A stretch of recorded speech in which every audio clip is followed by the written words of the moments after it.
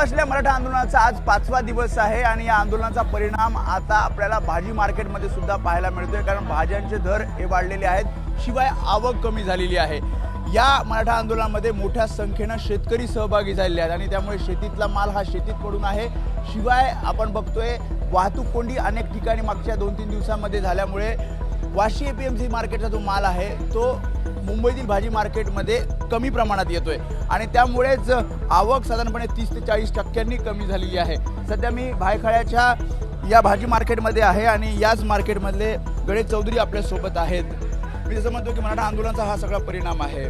भाज्याचे दर किती वाढले? साधारण भाज्यांचे दर 40 ते 50% वाढलेले आहेत। याचं कारण असं की मराठा आंदोलक जे आहेत ते सर्व मुंबईला आलेले आहेत। आज आपल्याला मराठवाडा, विदर्भ, नाशिक, पुणा इकडून जो माल येतो तिथे आता कामगार आणि तिथलचे जे शेती मालक हे जवळजवळ सगळे मुंबईला आलेले आहेत। त्यामुळं शेतात माल तसंच पडू नये आणि गणपतीचे दिवस असल्यामुळे आज प्रत्येकाच्या घरात भाजी ही घेतली जाते व भाजी ही बनवली जाते।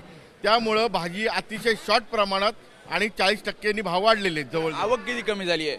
आवक जवळ नाही का निम्म्याला निम्मी कमी झालेली आहे। आज कुठल्याही परिस्थितीमध्ये आज पालेभाजी असेल, आज कोथिंबीर असेल, तुमची शापू असेल, मेथी असेल, मेथी ही गणपतीला पहिली लागते पण आज अवेलेबलच नाही आहे मार्केटमध्ये। एपीएमसी मार्केटमधनं येत आहेत माल येतोय? एपीएमसी मार्केटमधनं निम्मा माल येतोय, एपीएमसी मार्केटला निम्माच माल येतोय, त्यामुळे तिकडून इकडे माल हा निम्मा। वाहतूक कोंडीचा काही परिणाम? वाहतूक कोंडीचा परिणाम हा गिऱ्हाईकांवरती जाणवतोय, पण असं माल हा जवळजवळ निम्मा कमी आल्यामुळे आपल्याला इथे मार्केटमध्ये निम्मीच आवक दिसते आणि भाव एकदम चढ्या दराने सर्व गिऱ्हाईकांना घेतले। किती दिवस राहील असं वाटतं तुम्हाला? हे जोपर्यंत आंदोलन सुरू राहील तोपर्यंत असंच राहील? जोपर्यंत आंदोलन चालू आहे आणि हा पाऊस चालू आहे तोपर्यंत हे असंच चालू राहणार।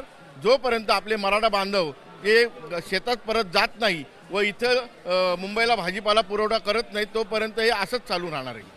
त्याच्यामुळे आपण बघितलं की आवक कमी आहे आणि भाज्याचे दर जे आहेत ते वाढलेले आहेत आणि जोपर्यंत मराठा आंदोलन सुरू राहील आणि मराठा आंदोलनात सहभागी झालेले शेतकरी जोपर्यंत आपल्या गावी शेतात जात नाही तोपर्यंत ही अशीच परिस्थिती राहील असं या सगळ्यांचं म्हणणं आहे।